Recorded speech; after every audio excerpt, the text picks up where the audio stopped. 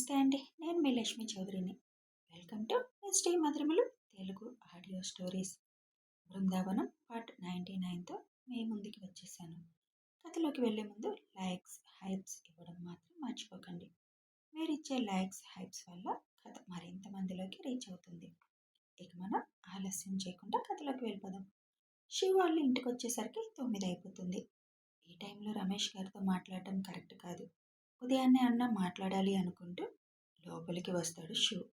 అప్పటికే అందరూ డిన్నర్ చేస్తూ ఉంటారు. కన్నా, మీ ఇద్దరు కూడా రండి, డిన్నర్ చేద్దరు అని పిలుస్తుంది ఐషు. ఇద్దరు హ్యాండ్ వాష్ చేసుకుని డిన్నర్ చేయడానికి వెళ్తారు. మధ్యాహ్నం ఏ పని మీద వెళ్ళావు శివ్ అని అడుగుతారు రావు గారు. వేరే పని మీద వెళ్ళాను నాన్న, తర్వాత చెప్తానులేండి అని అంటాడు శివ్. అలా అన్నాడు అంటే చెప్పడం ఇష్టం లేదని అర్థం. అందుకే రావుగారు కూడా ఇంకా అడగరు. దాని గురించి చెప్పేదైతే తానే చెప్తాడని ఆయనకి కూడా తెలుసు.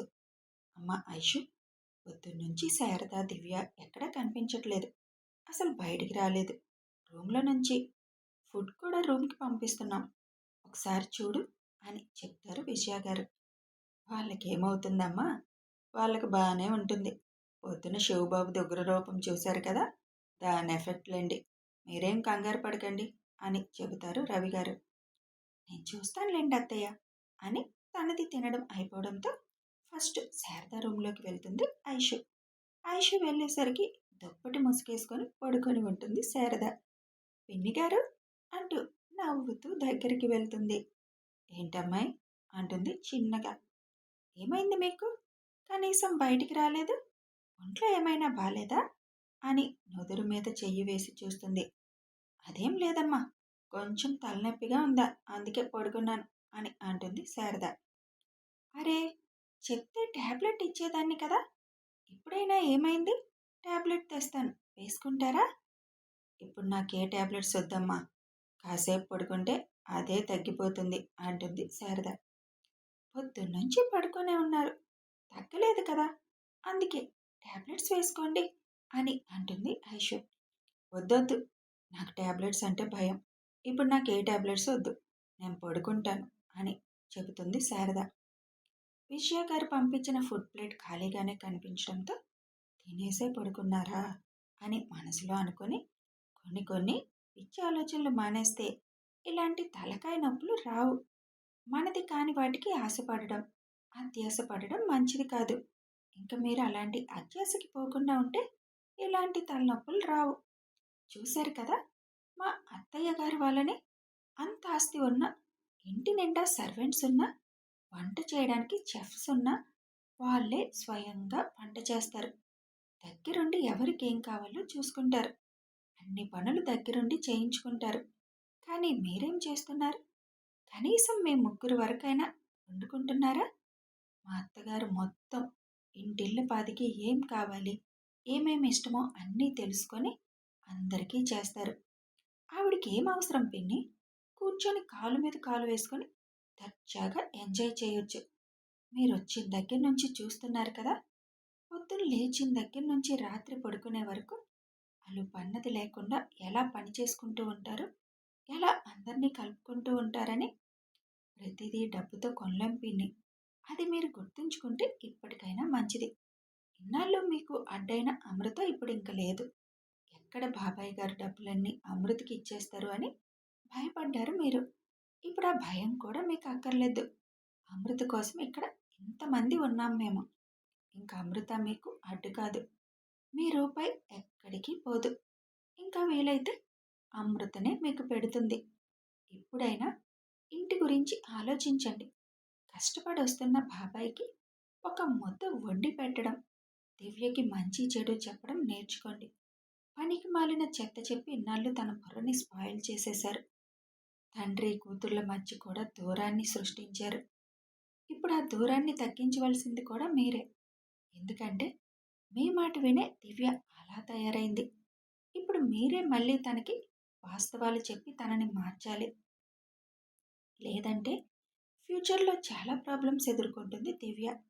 ఆలోచించుకోండి పిన్ని. ఇప్పుడైనా మారండి. ఇక ఆ ఇల్లు, ఆస్తి మొత్తం మీదే. మీరు భయపడిన అవసరం లేదు. దివ్యకు కూడా కొద్దిగా మంచి మాటలు నేర్పండి. అందని వాటికి ఆరళ్ళు చాచొద్దని హితబోధ చేయండి తనకి అని చెప్తుంది ఐషు. వాళ్ళకి చెప్పినా ఒకటే, గోడలకి చెప్పినా ఒకటేనమ్మా. ఎందుకు వాళ్ళకి చెప్పడం? కొందరిని మార్చాలని చూసినా ఈ జన్మకి మారరు. వెళ్ళు, శివబాబు మీకోసం చూస్తున్నారు అని అప్పుడే లోపలికి వచ్చిన రవిగారు చెబుతారు. సరే బాబాయ్ అని బయటకు వస్తుంది ఐషు. అప్పటికే పిల్లల్ని తీసుకొని శివ్ రూమ్కి వెళ్తాడు అని చెప్తారు విజయ గారు.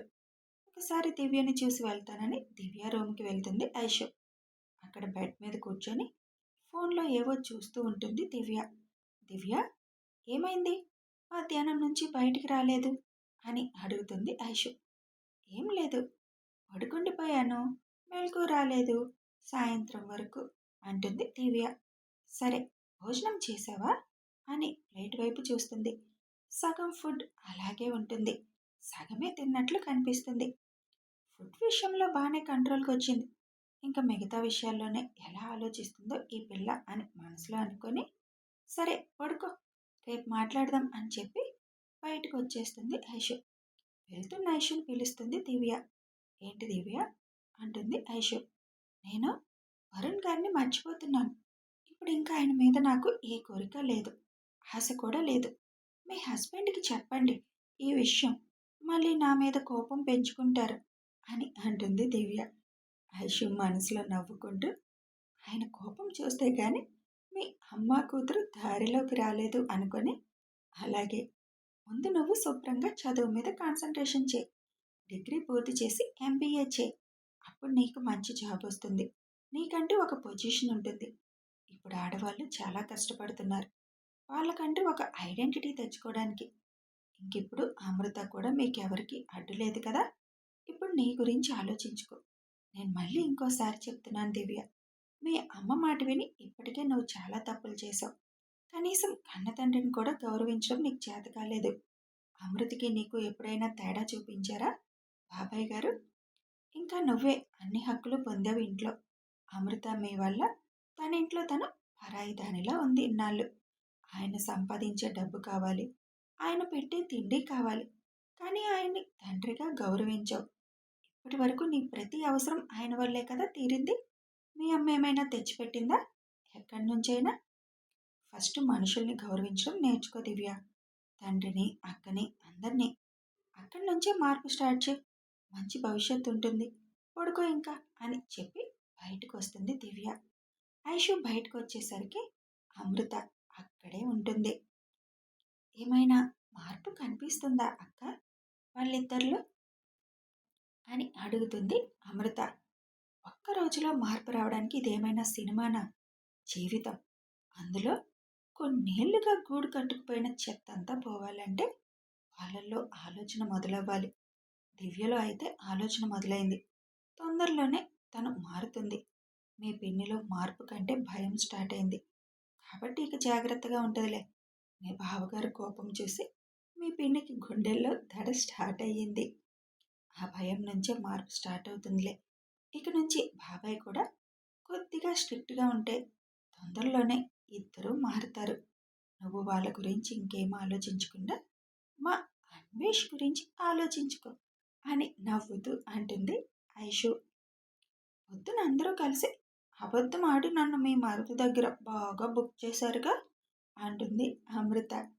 ఏదో సరదాగా మాట్లాడుకుంటారని చేశాం.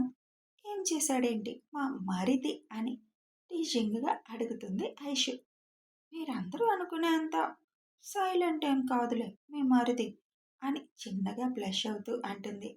ఓహో, సిగ్గుపడుతున్నావంటే ఏదో చిలిపి పనే చేశాడు మా మరిది అని అమృత భుజాన్ని తన భుజంతో తడుతూ, ఈ సిగ్గంతా రేపు సాయంత్రం వరకు దాచుకోమ్మా అని అంటుంది ఐషు అల్లరిగా.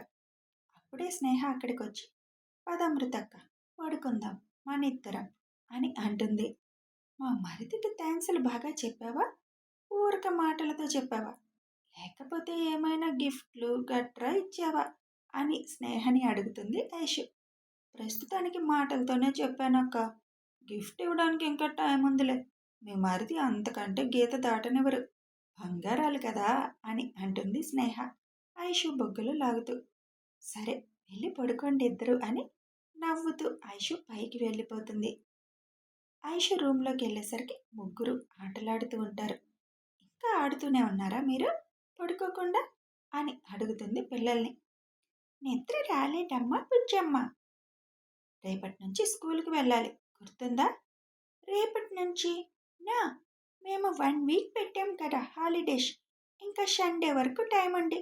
మండే నుంచి వెళ్తాం అంతే కదా నాన్న అని అంటారు ఇద్దరు ఒకేసారి. సెలవులు క్యాన్సిల్ చేసుకోవచ్చు. ఇంట్లో ఉండి మీరు చేసేదేంటి? ఇంకా అల్లరి తప్ప అంటుంది ఐషు. మేమేం అల్లరి చేస్తున్నాం బుజ్జమ్మ. మా పని మేము చేసుకుంటుంటే రేపు ఇంట్లో ఉండి మీరేం చేస్తారు? ఆటలు తప్ప ఇంకేముంది మీరు చేసేది? చెప్పండి మీరు. నువ్వేమైనా అను. మేమైతే మండే వరకు వెళ్ళం. ఇది ఫిక్స్ కదా నాన్న అని వాళ్ళ నాన్న పక్కకు చేరుతారు ఇద్దరు. నేను కూడా ఫిక్స్. ఇంకో 15 రోజుల వరకు మీరు స్కూల్కి వెళ్ళరు అంటాడు శివ్. ఇంకో వారంలో ఎలాగో సెలవులు ఇచ్చేస్తున్నారు. ఇంకేంటి వాళ్ళు వెళ్ళేది? జాయిన్ చేసిందే మనం లేటుగా కన్నా అలవాటు అవుతుంది కదా అని జాయిన్ చేస్తే వీళ్ళకి అన్నీ వచ్చని ఎల్కేజీలో వేసేశారు వాళ్ళు. కనీసం ఆ 3 నెలలన్నా ఎల్కేజీ చదవచ్చు కదా. ఇన్ని సెలవులు పెట్టారు. నువ్వేగా చేసావు కంగారు పడి. నేను ఆఫ్టర్ హాలిడేస్ వేద్దామని చెప్తే తీసుకెళ్ళి జాయిన్ చేసావు. నేను స్కూల్కి ఇన్ఫామ్ చేస్తున్నానులే.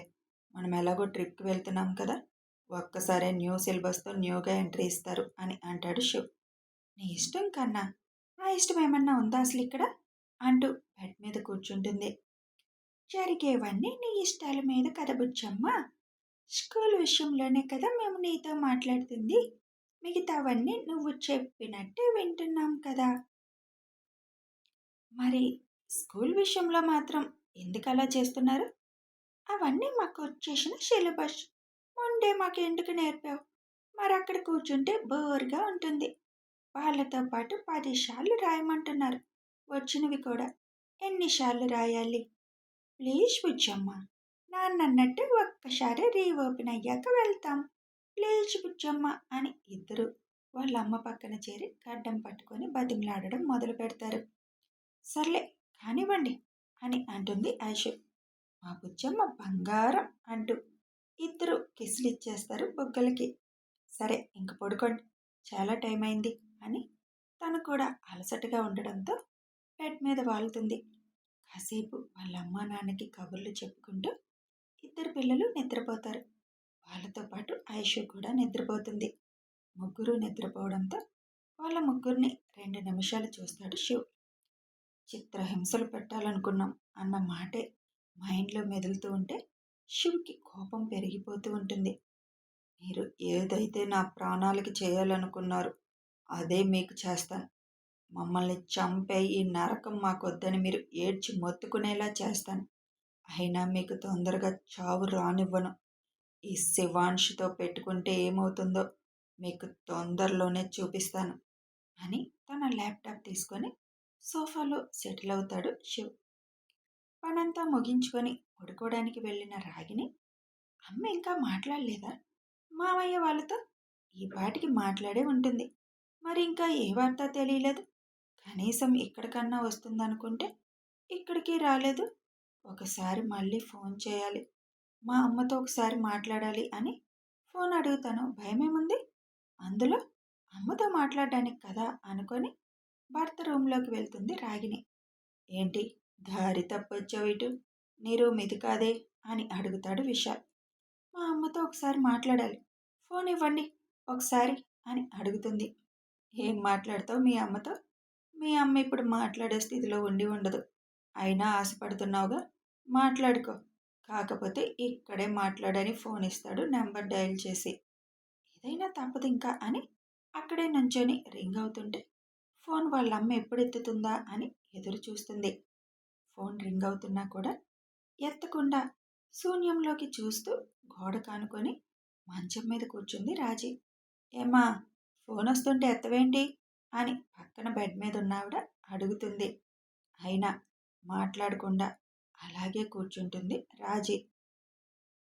ఏంటో పొద్దున్నుంచి బొమ్మలాగా అలాగే కూర్చుంది అని ఇంకో బెడ్ మీద ఉన్నావిడ అంటుంది. ఇక్కడ కొత్త కదా, అందుకేలే, అలవాటైతే తానే అడ్జస్ట్ అవుతుందని ఇంకొక ఆవిడ అంటుంది. ఏంటి, ఫోన్ రింగ్ అవుతున్నా ఎత్తట్లేదా మీ అమ్మ? షాక్లో ఉండి ఉంటుంది.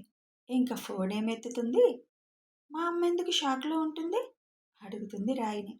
ఎందుకంటే మీ అమ్మ ఇప్పుడు ఉంటుంది గవర్నమెంట్ ఆశ్రమంలో కాబట్టి అని చెబుతాడు విశాల్. ఏంటి అని షాక్గా అడుగుతుంది రాగిని. కథ కొనసాగుతుంది. మరి రాజీ గవర్నమెంట్ ఆశ్రమంలో ఉంది. తనలో ఇప్పటికైనా మార్పు వస్తుందా?